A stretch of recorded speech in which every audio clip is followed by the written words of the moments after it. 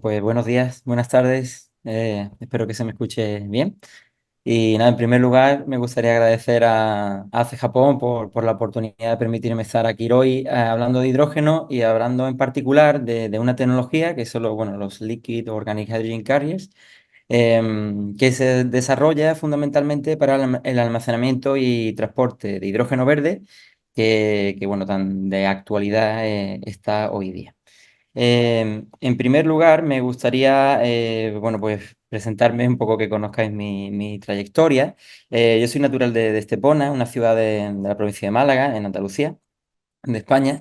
Y bueno, entre los años 2011 y 2015 desarrollo mis estudios en el grado de Ingeniería de la Energía. Y ya esto, bueno, me permitió introducirme, sobre todo en el último año, en temas de investigación, y en particular de eficiencia energética en edificios. Una vez acabé estos estudios, ese mismo verano, pues decidí hacer mi primera estancia de investigación en Reino Unido, donde también pues, pude continuar trabajando en el sector de la energía solar, la energía renovable, y ahí ya decidí pues hacer máster y doctorado. En este caso pues lo hice en la Universidad Rovira i Virgili de Tarragona, el doctorado con financiación del Ministerio de Universidades, con un contrato FPU. Y aquí ya pues empiezo a desarrollar temas de investigación o líneas de investigación en temas de gas natural licuado, en particular el proceso de regasificación, aprovechamiento de frío para distintas aplicaciones, y un poco también en tecnologías de absorción. Aquí tengo mi primera, como suelo decir, mi primera expedición a Japón, mi primer contacto con Japón. Hice la estancia para tener mención internacional, la desarrollé en la Tokyo University of Agricultural and Technology en 2018. Y no sería la última, puesto que después de acabar mi tesis doctoral, a modo de postdoc, pues sí realicé un postdoc más largo, una estancia más larga en Yokohama, que es donde actualmente pues tengo el privilegio de ser profesor visitante. Mi actividad principal actualmente pues la desarrollo en la Universidad de Málaga, y como investigador en el grupo de Ingeniería Energética. Y pues bueno, espero que continúe mi trayectoria profesional en este sentido, y en tecnologías de hidrógeno, que fue el topic que comencé durante mi postdoc, pues muchos años. El webinar tiene la siguiente estructura. Vamos a ver una pequeña introducción para ver un poco cuál es ese contexto en el que hablamos de hidrógeno, por qué tiene sentido hablar de hidrógeno, por qué salen los medios, por qué se está otorgando financiación en distintas iniciativas, no solo europeas, sino en todo el ámbito internacional. Seguidamente me gustaría pararme un poco en ese pequeño nicho del almacenamiento de hidrógeno y su transporte. Y el tercer punto, y un punto clave, os hablaré de la tecnología del tolueno metilciclohexano, que es un poco la tecnología estrella que trabajo con mi equipo japonés aquí en Yokohama cuando tengo oportunidad de realizar una estancia, o incluso desde España, ¿no? Y finalizaremos con algunas conclusiones para que os llevéis ahí para casa, para reflexionar un poco. Entonces, en primer lugar, pues os muestro esta diapositiva, y aquí en la izquierda, en la parte superior, pues tenemos una noticia. Voy a intentar utilizar el pointer. Tenemos una noticia, bueno, realmente es un tuit muy reciente de la Agencia Estatal de Meteorología, y nos avisa de que julio de 2024 pues volvió a registrar una temperatura de récord. Y bueno, esto ya es frecuente, es decir, acumular temperaturas que suponen un récord en toda la serie histórica que tenemos, pues empieza a ser preocupante y habitual, ¿no? Es una muestra clara de que, pues los efectos del cambio climático y el calentamiento global están ahí. No podemos seguir ignorando este problema, ¿no? No solo ocurre esto en verano, también en los meses de invierno es habitual encontrar noticias donde se dice, pues se baten récords de hace 70 años, 68 años, etcétera, ¿no? Es habitual. Ocurre en España, también ocurre lo mismo en el caso de Japón. Este mismo año, pues se señala en algún diario japonés que, bueno, que este mes de julio ha sido el más caluroso en Japón desde que existen datos, ¿no? La Agencia Estatal de Meteorología japonesa también pues, muestra la evidencia del continuo calentamiento de lo que es la superficie del mar, en términos de anomalía. Y bueno, en definitiva, esto hace que tengamos que estar un poco alerta, y estar preparados, o ir preparando un poco a la sociedad para un proceso de transición energética y descarbonización que nos permita hacer frente a las consecuencias que todo esto puede tener. Y además no solo tenemos que hablar de emergencia climática, también tenemos un apartado de crisis energética, como ocurre en los distintos conflictos que tenemos actualmente en el mundo y que al final tienen un impacto en los precios, por ejemplo, como se muestra en esta figura, del gas natural, tanto fase gas o en su versión licuada, que tienen sobre todo consecuencias en los países importadores de energía o los países energéticamente que son dependientes, como ocurre en el caso de España y en el caso de Japón. ¿Qué se está haciendo al respecto? Pues bueno, en términos de las Naciones Unidas, en términos de las altas esferas de todos los países, pues sí que existe un cierto compromiso de limitar, en la medida de lo posible, ese calentamiento global, ¿no? Ese famoso pues, acuerdo de París de limitar el calentamiento global en 1,5 grados, que se ratifica y bueno, pues acuerdan entre las distintas partes pues comprometerse con esa transición para dejar de utilizar en la medida del posible pues, combustibles fósiles, ¿no? Están ahí los distintos objetivos de desarrollo sostenible y en particular, pues los que nos dedicamos a mi sector, sobre todo el de energía y sostenibilidad, pues aplicaríamos un poco, ponemos nuestro granito de arena en lo que sería el objetivo pues número 7, ¿no? Para garantizar ese acceso a la energía en un contexto de transición siempre justa. ¿Cómo es el panorama actual pese a todas estas iniciativas, ¿no? Si comparamos los casos de España a la izquierda y Japón a la derecha, pues, bueno, sobre papel son diferentes, ¿no? Está claro que la población de Japón es mucho mayor, el tejido industrial japonés es mucho más potente y de ahí también se explica que la energía total que se tiene que suministrar o que se consume en Japón es pues, bastante mayor que en el caso de España y también, por tanto, las emisiones de CO2. Sin embargo, si analizamos un poco ese espectro de dónde viene la energía que se suministra en cada país, pues de forma llamativa vemos que en el caso de España y en el caso de Japón el escenario es similar, ¿no? La dependencia de los combustibles fósiles es clara, tanto en España como en Japón, dependencia importante en el petróleo, en reservas de gas natural y también en el carbono. En el caso de España, la energía renovable, pues sí representa una fracción un poco más alta que en Japón. Japón tiene sus pequeños inconvenientes en cuanto a la posibilidad de tener acceso a las energías renovables, como mucha masa forestal, superficie montañosa, perfiles de viento que no son demasiado adecuados, excepto en la zona norte, etcétera, ¿no? Pero en definitiva, la dependencia de los combustibles fósiles y, por tanto, de terceros países, pues es clara, ¿no? Eso se ve claramente en el gráfico que se muestra aquí a la derecha. En este gráfico de la derecha, en el eje X, pues se muestra la escala temporal hasta prácticamente la actualidad, o los datos más recientes de los que disponemos actualmente, según la Agencia Internacional de la Energía. Y en el eje Y lo que se muestra es la dependencia, es decir, cuánta energía del país de forma doméstica es capaz de producir. En el caso de España ronda el 30%, lejos todavía de los objetivos que se plantearon en esa vía hacia la descarbonización y la independencia energética. En el caso de Japón, aún menor, estamos cerca del 13%, igualmente lejos de los objetivos y bueno, con la cosa llamativa, ¿no? El asunto a destacar que desde que ocurrió este accidente de Fukushima, pues se decidió prescindir de la energía nuclear y eso agravó un poco más esa dependencia de tener que importar sobre todo gas natural licuado de terceros países. Ambos países pues trabajan en vía de desarrollar estrategias basadas en los pilares, digamos, E3 más S, que serían seguridad energética, eficiencia económica, protección ambiental y además seguridad, ¿no? Son los objetivos y bueno, desde los que somos científicos, e ingenieros, pues intentamos eso, contribuir en la medida de lo posible a alcanzar estos objetivos de descarbonización. Entonces, ¿por qué hablar en este panorama de hidrógeno? Es que, claro, decimos que una manera de mejorar esa eficiencia energética es, pues, bueno, incrementar la energía renovable, la cantidad de energía renovable que contribuye a ese mix energético de cada país, ¿no? El problema es que, claro, la energía renovable pues se enfrentan a ciertos cuellos de botella. Por ejemplo, la distribución geográfica es desigual, varía según la zona en la que estemos. No es el mismo potencial fotovoltaico, por ejemplo, en el norte de España que en el sur, y así ocurre lo mismo en cualquier territorio geográfico, ¿no? Además, pues, las renovables tienen esa naturaleza que es intermitente y además es estacional. Normalmente no cuadra la producción renovable con los periodos donde tenemos demanda. Y por último, a veces no se puede ir hacia una electrificación directa, sino que hay que intentar utilizar otro vector energético para suministrar energía a ciertos puntos. Y es ahí donde surge el hidrógeno como algo interesante y como un potencial socio de la energía renovable. El hidrógeno tiene un código de colores muy amplio, según la fuente de la que se produce. Yo en esta presentación y en adelante me voy a referir solamente al hidrógeno verde, que es aquel que se produce vía electrólisis, es un hidrógeno electrolítico, pero que esa electricidad que se utiliza en el proceso electroquímico de electrólisis viene exclusivamente de fuentes de energía renovable. Nos referiremos a ese como hidrógeno verde, ¿de acuerdo? Entonces, este hidrógeno verde nos permite, por ejemplo, almacenar el exceso de electricidad de origen renovable para un uso posterior. Por ejemplo, podemos almacenar en forma de hidrógeno el exceso de energía solar que tenemos durante el día y utilizarlo por la noche en pilas de combustible para producir electricidad, es un ejemplo.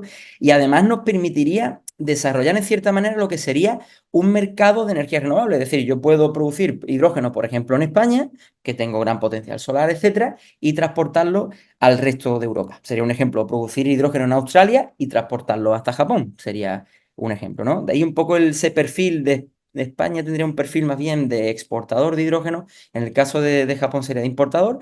Pero bueno, al final el hidrógeno verde nos daría esa llave hacia un comercio global de energía renovable.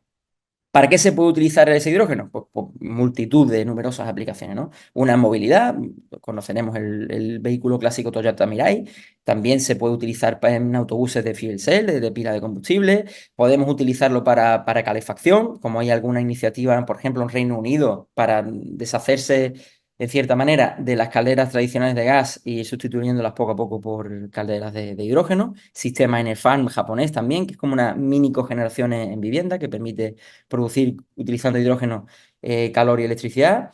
También podemos producir energía eléctrica a gran escala, etcétera, ¿no? Y fuels, como por ejemplo el metanol, que también está sonando mucho ahora. Y alguno clásico, como puede ser la producción de amoníaco para aplicación en fertilizantes, en agricultura, por ejemplo, y en refinería. Es decir, un montón de aplicaciones del hidrógeno verde que podrían ayudar en todo ese proceso de descarbonización. Pero ¿qué ocurre? Si analizamos la cadena de valor de todo el hidrógeno, pues está llena de problemas. De hecho, yo prefiero hablar de retos, está llena de retos. Por ejemplo, la producción, producción vía electrólisis, el coste. Normalmente los electrolizadores, la tecnología actual, la más madura, pues utiliza metales por tipo platino, que son de un costo elevado y esto, entre otros factores, pues encarece los costes. El agua, no olvidemos que para producir hidrógeno vía electrólisis, efectivamente necesitamos electricidad de origen renovable, pero también el otro ingrediente de la receta, que es el agua.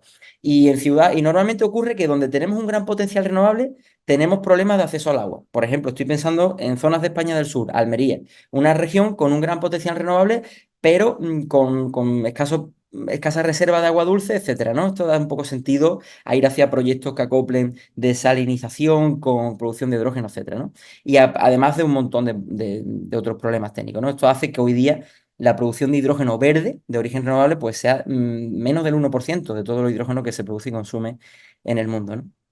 La siguiente etapa a analizar sería el almacenamiento y el transporte, de la que nos vamos a encargar hoy aquí en este webinar. Y aquí también tenemos varios problemas, es decir, no hay ninguna tecnología ideal. Ya veremos que hay altos consumos energéticos en ese proceso de almacenar. Otro punto es que transportar por tubería no siempre es sencillo. El hidrógeno es una molécula muy pequeña que se cuela por los intersticios de las tuberías metálicas y pueden llegar lugar a esa fractura, ¿no? Etcétera, ¿no? Hay un montón de problemas ahí. Y la parte del uso final, pues es verdad que, como mencionaba anteriormente, el hidrógeno se puede utilizar para multitud de aplicaciones, pero todavía los consumidores no están adaptados. Es decir, haría falta un poco más de demanda en ese sentido y aparte hace falta, y se está trabajando en ello, en, bueno, pues desarrollar una regulación que permita también la implementación del hidrógeno de forma seria, ¿no? En cuanto al almacenamiento y transporte de hidrógeno, pese a que, como comentaba, el hidrógeno es un partner excelente de las energías renovables, tiene un problema dentro de todos los que tiene en la parte de almacenamiento. Y es que su densidad volumétrica, su densidad energética por unidad de volumen es extremadamente baja, con lo cual a temperatura y presión ambiente pues ocupa un volumen tremendo. Es curioso porque desde el punto de vista de la densidad gravimétrica, es decir, la energía que hay almacenada por unidad de masa, el hidrógeno es excelente, es decir, compite y además gana contra combustibles tradicionales como pueden ser el diésel, como la gasolina, como puede ser el gas natural licuado, etcétera. Pero si observamos el eje vertical, donde se muestra la densidad volumétrica, es decir, los kilovatios hora por litro, vemos claramente que a temperatura ambiente y presión atmosférica, el hidrógeno presenta una densidad energética mucho menor que, por ejemplo, la gasolina, ¿no? Y esto hace bueno, la necesidad de tener que desarrollar sí o sí, pues, tecnologías para el almacenamiento y transporte. Tenemos que subir esta densidad energética del hidrógeno por unidad de volumen.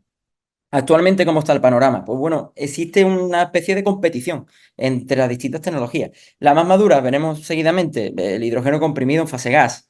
Otra opción es licuarlo. Alguna que aparece también muy interesante, como los hidruros metálicos, el amoníaco, que está centrando mucha atención, y de la que vengo a hablaros hoy, los Liquid Organic Hydrogen Carrier o los hidruros orgánicos líquidos portadores de hidrógeno. El comprimido es la tecnología más madura, es decir, es la que lleva, por ejemplo, la que utiliza el Toyota Mirai. Lleva tres tanques de 5 kilogramos de hidrógeno y el hidrógeno iba almacenado ya no a presión atmosférica, sino a una presión de 700 bares, para que en ese volumen pues quepa una cantidad de masa suficiente como para que este vehículo tenga cierta anatomía. ¿Qué ocurre?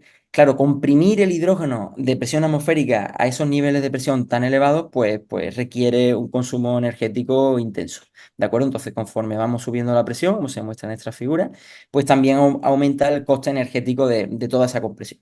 Y además tenemos un problema, y es que debido a el estrés mecánico que se produce en estos tanques de hidrógeno a una presión tan elevada, pues la cantidad de material que necesitamos aumenta prácticamente de forma proporcional a ese volumen y esto dificulta mucho que el hidrógeno gas comprimido sea una solución factible cuando queremos escalar esta tecnología de almacenamiento de hidrógeno, ¿no? Eso lo complica y pese a que es madura, pues queda un poco restringida a esas aplicaciones de pequeño tamaño, como puede ser la movilidad. Otra opción, licuarlo. Otra opción basada en el know-how del gas natural licuado, muy parecida, es enfriar el hidrógeno hasta que condensa, que se vuelve líquido, y en este caso, pues, aumenta considerablemente su densidad energética. Podemos estar hablando de hasta 2,4 kilovatios hora por litro. ¿El problema cuál es? Pues llamativo. Hace falta una temperatura de menos 253 grados Celsius para que el hidrógeno licúe a presión atmosférica. Esta temperatura es incluso menor que la que tenemos en gas natural licuado, que sería de menos 162 aproximadamente. Así que, bueno, pues esto lleva un consumo energético elevadísimo. Hasta el 30% de la energía equivalente del hidrógeno se consumiría en esta fase de licuarlo. Y además tenemos otros problemas, como que hay que aislar los depósitos pues muy bien para que no entre calor y no se produzca ese llamado boil-off y que al final representa una serie de pérdidas, ¿no? Entonces, es positiva en el sentido de que tenemos de referencia a la industria bien desarrollada del gas natural licuado, pero bueno, el problema es aún mayor, ¿no? Hay una ventana ahí abierta positiva que sería la recuperación de frío en el proceso de regasificación, es decir, cuando se vuelva a fase gas. Pero bueno, todavía, digamos, en fase es algo que habría que considerar, ¿no? En Japón, pues ya se ha completado un transporte piloto, se completó en enero de 2022 entre Australia y Japón, y bueno, un proyecto bastante ambicioso en el que participan varias empresas de renombre, y es una de las tecnologías pues, que participa en esta competición. Y ahora a continuación voy a presentarles la de Liquid Organic Hydrogen Carrier. ¿Qué ventaja principal presenta esta tecnología? Pues esta tecnología permite transportar hidrógeno a temperatura ambiente y presión atmosférica, lo cual resulta fantástico. No necesitamos ni altas presiones ni temperaturas criogénicas. ¿En qué se basa esta tecnología? Pues se basa en dos etapas principales. Una primera etapa de hidrogenación y una segunda etapa de deshidrogenación. La etapa de hidrogenación, ¿en qué consiste? Bueno, una vez producimos ese hidrógeno verde en el proceso de electrólisis, hidrogenamos un hidruro orgánico que no está saturado en hidrógeno. Normalmente esta reacción es exotérmica y se libera calor. Pero de esta manera, ese hidruro orgánico se carga de hidrógeno, de forma que se pone así hinchadito, digamos, un poco para verlo de forma gráfica, de hidrógeno. De esta manera podemos transportarlo, por ejemplo, vía marítima. Y una vez llega al puerto del país importador, pues hay que extraer el hidrógeno de nuevo. ¿Cómo se hace? En la etapa de deshidrogenación se aporta calor a una elevada temperatura, y esto es una desventaja que tenemos aquí, entre 200 y 400 grados Celsius, y de esta manera se libera el hidrógeno. Una vez ya tenemos de nuevo ese hidruro orgánico no saturado, pues lo podemos, sigue en el barco, retornaría a puerto, y este ciclo, pues de forma teórica, continuaría de una manera, pues, reversible, de forma continuada. Si comparamos la densidad energética, por ejemplo, los Liquid Organic Hydrogen Carrier que se muestran abajo, pues presentarían densidad energética por unidad de volumen de entre 1,6 y 3,3 kilovatios hora por litro. Esto es superior a la del gas comprimido, a la del hidrógeno comprimido. Estaría ahí en un término medio si lo comparamos con el hidrógeno líquido. Y bueno, está por debajo de lo que sería el gas natural licuado, combustible fósil. Y esto, bueno, pues un poco nos despierta y nos pone un poco los pies sobre el suelo de hasta dónde podemos llegar con las tecnologías que pretendemos desarrollar y con respecto a lo que existe actualmente, ¿no? El panorama energético pues resulta complicado, pero bueno, aceptamos el reto. Un problema, un tema a abordar con esto de los líquidos Organic Hydrogen Carrier es que no existe un candidato ideal. En esta figura se muestra en el eje X, muestro la densidad por unidad de gravimétrica, digamos, en tanto por ciento de hidrógeno que tenemos en ese candidato, y en el eje Y tenemos la densidad por unidad de volumen, es decir, kilogramos de hidrógeno por cada metro cúbico. Hay muchas opciones. Uno que presenta una densidad energética muy prometedora es por ejemplo, el metanol. Metanol, lo que tenemos es que, bueno, necesitamos hidrógeno y necesitamos CO2 y debería avanzar de forma, digamos, paralela a los sistemas de captura de CO2, porque necesitamos CO2 para ese metanol, ¿no? Y un punto también es que el proceso de liberación de hidrógeno en esa etapa de deshidrogenación es un poco lento, ¿no? Y esto hace, bueno, que al final tampoco se considera un hidruro orgánico líquido circular más que reversible, pero bueno, pero se puede considerar. Otro que tenemos, por ejemplo, es el par benceno ciclohexano. No son malos sus valores de densidad energética, pero el benceno tiene problemas por ser cancerígeno y demás y se descarta. Otro como el naftaleno, que puede solidificar a temperatura y presión ambiente. Y al final nos quedan dos candidatos por lo que se está apostando actualmente. Una empresa alemana que se llama Hydrogenious apuesta por el dimetiltolueno y en el caso japonés, como compañías como Chiyoda o Eneos, apuestan por el tolueno metilciclohexano. Razones pueden ser para ver cuál es mejor o cuál es peor. Son muy similares. Hay temas de estabilidad térmica y química detrás, temas de costes, etcétera. Son muy parecidos y hoy yo vengo a centrarme un poco en el que apuesta un poco el sector industrial japonés, es el par tolueno metilciclohexano como este candidato a líquido orgánico hydrogen carrier. Sus desventajas principales: tiene una capacidad de almacenar hidrógeno que es menor que el resto de candidatos y se necesita una alta temperatura, entre 200 y 400 grados Celsius, para extraer el hidrógeno en esa etapa de deshidrogenación. Pero tiene un montón de ventajas también. Por ejemplo, la capacidad en definitiva de almacenar hidrógeno pues, es aceptable, competitiva, por ejemplo, con la tecnología de gas comprimido. Permitiría utilizar la infraestructura actual de hidrocarburos, puesto que tanto el tolueno como el metilciclohexano son ambos componentes de la gasolina. Se presenta el líquido en un rango muy extenso de temperaturas, con lo cual no hay que preocuparse de ninguna solidificación. Es una opción muy prometedora para el transporte, digamos, a granel y a larga distancia de hidrógeno. Y por último, la toxicidad es baja y su estabilidad química es alta. Fijándonos un poco en la etapa de hidrogenación que se muestra en esta figura al principio, pues el proceso convencional consiste en una hidrogenación, digamos, en dos etapas. La primera etapa es la electrólisis en sí, es decir, se produce el hidrógeno en un electrolizador, y en una segunda etapa se produce la hidrogenación, que en este caso pues es exotérmica, ¿de acuerdo? La convencional, un proceso en dos etapas. ¿En qué trabajamos aquí en Yokohama National University, en el Grupo Energética de la Universidad de Málaga? En una tecnología que se conoce como hidrogenación directa, es decir, pasamos de dos pasos a un solo paso. ¿Cómo conseguimos esto? Bueno, pues se consigue la tecnología es muy similar a los electrolizadores actuales tipo PEM.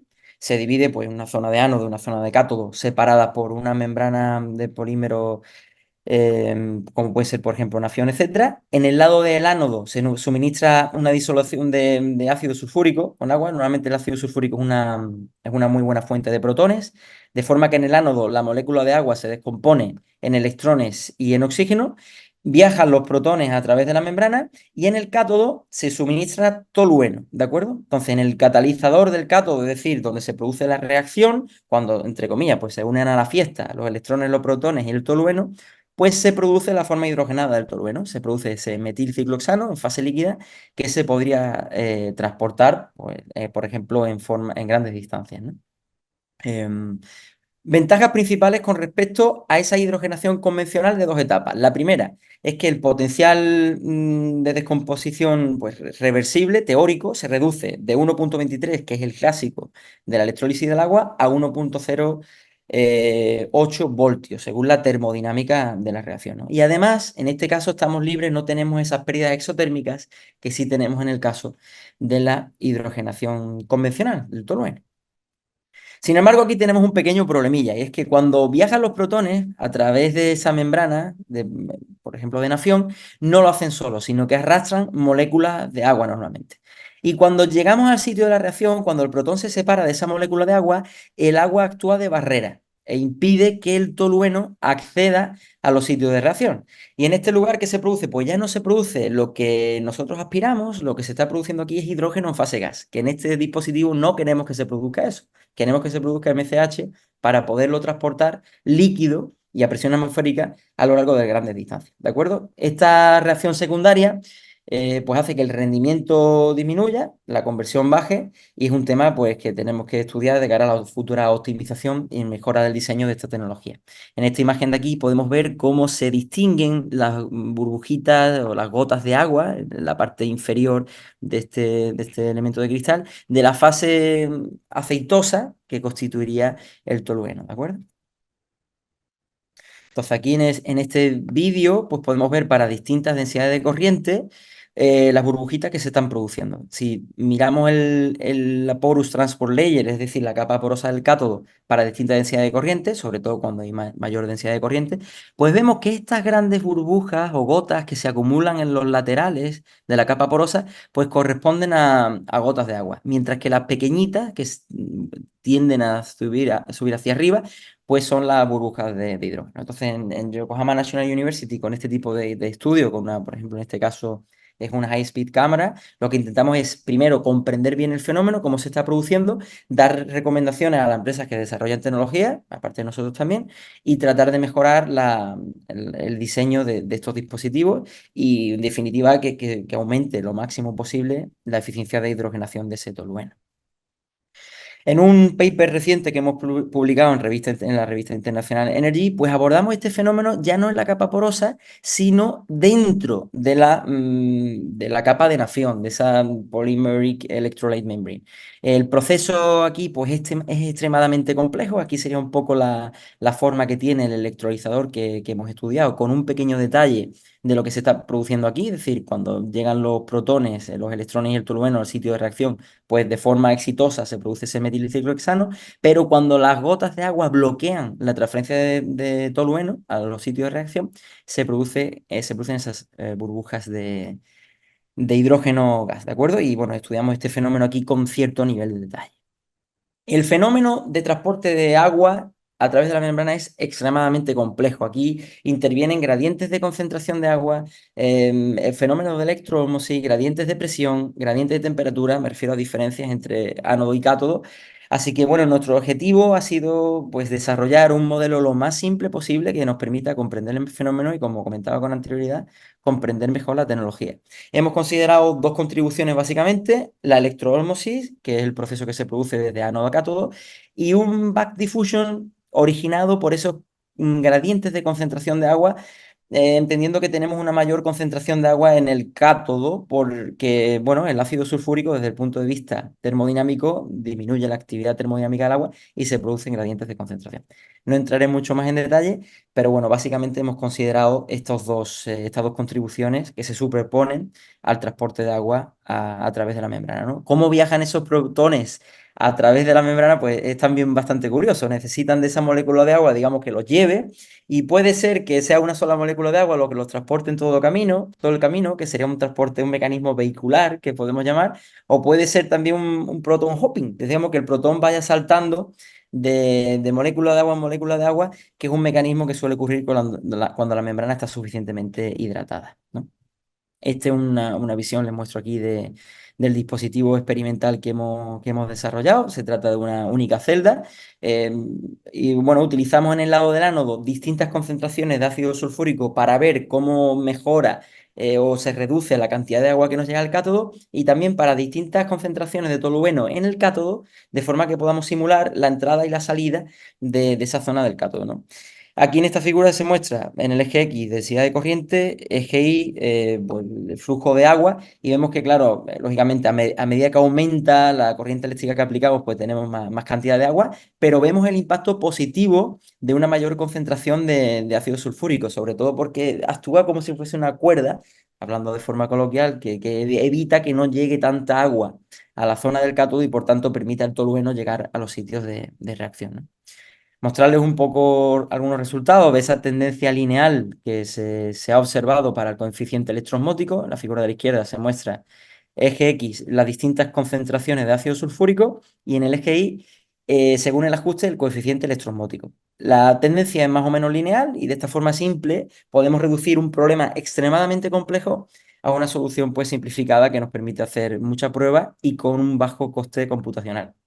Pero, insisto, la complejidad del fenómeno queda ilustrada en la figura de la derecha. Para distintos niveles de hidratación de la membrana, que es lo que se muestra en el eje X, en el eje Y tenemos distintos coeficientes electroosmóticos, vemos la enorme dispersión que hay en la literatura entre los distintos autores. Es muy sensible a las condiciones de experimentos y simulaciones que se lleven a cabo, etcétera, ¿no? En definitiva, un proceso pues, bastante complejo que intentamos reducir a algo muy simple y hay que ser conscientes de eso, de la enorme desviación que podemos llegar a tener, ¿no? En las estimaciones. Exactamente lo mismo en la parte de difusión. En la izquierda tenemos el flujo total que estimamos que hay por back diffusion. De nuevo, una tendencia que más o menos es lineal. Podríamos también intuir cierta tendencia cuadrática, pero nuestro objetivo es desarrollar una correlación lo más simple posible. Y en el eje de la derecha, que comparamos de nuevo distintos niveles de hidratación de la membrana, y en el eje Y, el coeficiente de difusión que se estima, pues fíjense en la enorme dispersión de resultados que se tienen aquí. Es un proceso complejo, insisto, y que seguimos estudiando con el uso de distintas técnicas. Para terminar, ¿cuál sería el estatus de esta tecnología? Pues bueno, sobre todo la compañía japonesa ENEOS apuesta decididamente por la tecnología, tiene su patente bajo el nombre de DirectMCH y bueno, durante el año 2021 se realizaron varios ensayos con un prototipo en cerquita de Yokohama, en Kawasaki. En 2022 se puso en marcha un electrolizador, 2022-2023, en Australia, gemelo a este que tienen en Kawasaki de 150 kilovatios y bueno, en ese roadmap de la compañía está los objetivos, pues llegar a esa gran escala, la escala de megavatios, para la electrohidrogenación directa de tolueno. Aquí les muestro una foto de todos los miembros de Araki Lab que tuvimos la oportunidad en esa continua colaboración de visitar sus instalaciones. Pues nada, para quedarnos con alguna cosita de llevarnos a casa. La primera, pues se requiere una mayor integración de fuentes de energía renovable para, digamos, tomar take, digamos, la crisis climática y también la crisis energética. Esa integración de energías renovables es fundamental. En cuanto al hidrógeno verde, es un compañero o un socio muy prometedor de las energías renovables. Sin embargo, su cadena de valor pues está llena de retos tanto técnicos como no técnicos, ¿no? Que es necesario ir abordando. Un problema, pues esa extremadamente baja densidad volumétrica del hidrógeno que complica su almacenamiento y transporte, hace necesario que tengamos que desarrollar tecnología en este sentido y actualmente las más convencionales pues requieren o bien trabajar con presiones muy elevadas o bien trabajar con temperaturas criogénicas de hasta menos 253 grados Celsius en el caso de transportarlo en forma líquida. Prometedor, la tecnología de Liquid Organic Hydrogen Carrier, pues nos va a permitir transportar y almacenar hidrógeno a temperatura y presión ambiente y en concreto uno de los pares de los hidruros orgánicos más prometedores es el tolueno MCH, ¿no? Así que nos sonará en el futuro desarrollo de las tecnologías de hidrógeno. En cuanto a la actividad que hacemos aquí, la electrohidrogenación directa de tolueno, pues se muestra como una solución tecnológica muy prometedora porque mejora la eficiencia energética con respecto a un proceso de hidrogenación convencional. Y por último, en lo que estamos investigando, ese proceso de transporte de agua que afecta a la eficiencia del dispositivo. Así que continuamos trabajando aquí, no solo con experimentación convencional, sino con tecnología de rayos X de sincrotrón para comprender un poco mejor el fenómeno y poder tener ese feedback con empresas tecnológicas que ayuden a optimizar la tecnología. Así que esto sería todo. Muchísimas gracias por su tiempo y su atención.